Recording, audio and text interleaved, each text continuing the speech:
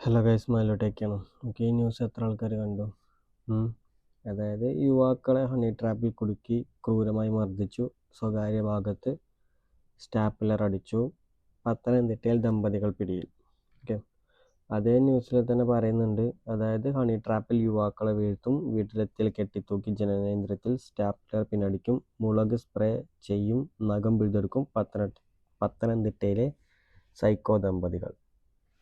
അതായത് ഇവരെ മെയിൻ പരിപാടി എന്ന് പറഞ്ഞാലാണ് ആൾക്കാരെ ഹണി ട്രാപ്പിൽ പെടുത്തിയിട്ട് നഗ്ന ദൃശ്യങ്ങൾ പകർത്ത് അത് പ്രചരിപ്പിക്കും എന്ന് പറഞ്ഞിട്ട് എന്ത് ചെയ്യുക, പൈസ തട്ടിയെടുക്കുക. അതാണ് ഇവരുടെ മെയിൻ പരിപാടി. ഓക്കെ, അപ്പം ഇതിൽ രണ്ട് കാര്യങ്ങളുണ്ട്. ഒന്നാമത്തെ കാര്യം എന്താണെന്ന് വെച്ചാൽ, ഒരിക്കലും യുവാക്കളെ എന്തിനാണ് ഇതിലൊരു പെണ്ണ് വിളിക്കുമ്പോൾ പുറകെ പോകേണ്ട ആവശ്യം? ഒരു കല്യാണം കഴിച്ചാൽ മതിയല്ലോ. കല്യാണം കഴിച്ചിട്ട് അങ്ങനെ അത്തരം ലൈംഗിക താല്പര്യങ്ങളുള്ള ഒരാളാണ് കല്യാണം കഴിക്കുക. അല്ലെങ്കിൽ അതിനുള്ള സ്ഥലത്ത് പോകുക. അല്ലെങ്കിൽ ഏതെങ്കിലും ഒരു പെണ്ണ് വിളിക്കുമ്പം എന്താ പറയുക, അതിൻ്റെ പുറകെ പോകാൻ നിന്ന് കഴിഞ്ഞാൽ ഉണ്ടാകാൻ പോകുന്ന ഒരു പ്രശ്നം ഇതാണ്. ഓക്കെ, പക്ഷേ ഇതിൽ രണ്ടാമത്തെ ഒരു കാര്യം എന്താണെന്ന് വെച്ചാൽ, ഈ ദമ്പതികൾ മന്ത്രവാദം ചെയ്യുന്ന ആൾക്കാരാണ്, ബ്ലാക്ക് മാജിക് ചെയ്യുന്ന ആൾക്കാരെന്നൊക്കെ പറയുന്നുണ്ട്. ആര്? ഈ യുവാവ്, ആ ഇതിൽ മർദ്ദനേറ്റ യുവാവ് പറയുന്നത് അവർ ഇത് ചെയ്യുന്നുണ്ടെന്നൊക്കെയാണ്. എന്താ പറയുക, മന്ത്രവാദം ചെയ്യുന്നുണ്ട്.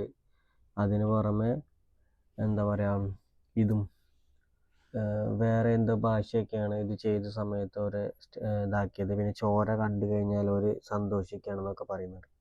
അപ്പോൾ ഫസ്റ്റ് ഓഫ് ഓൾ ഇവർ ചെയ്തത് തെറ്റാണ്.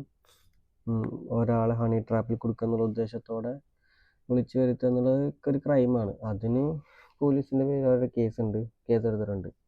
ഒരു 2 അറസ്റ്റിലായിട്ടുണ്ട്. പക്ഷേ യുവാക്കളോട് പറയാനുള്ളതാണ്, എന്തിനാണ് വെറുതെ കണ്ണി കണ്ട പെണ്ണുങ്ങളുടെ പുറകെ പോകേണ്ട ആവശ്യം?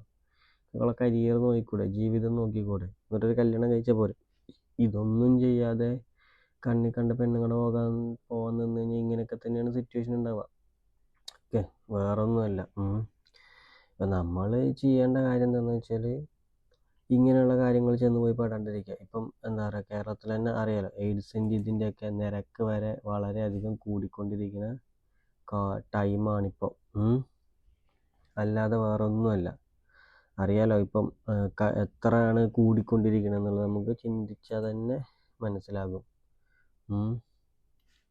അപ്പം അതാണ് പറയുന്നത്, നമ്മൾ ഒരാളെ വെറുതെ എന്താക്കാൻ നിൽക്കരുത്, തോന്നിയ രീതിക്ക് പുറകെ പോകരുത്. എല്ലാം നോക്കിയും കണ്ടും ചിന്തിച്ചും ചെയ്യുക. ഇക്കാര്യത്തിൽ എനിക്ക് അത്ര പറയാനുള്ളൂ. പുതിയൊരു വീഡിയോ ആയിട്ട് നാളെ കാണാം. അവനാൻ സൂക്ഷിച്ചു കഴിഞ്ഞാൽ അവനാണ്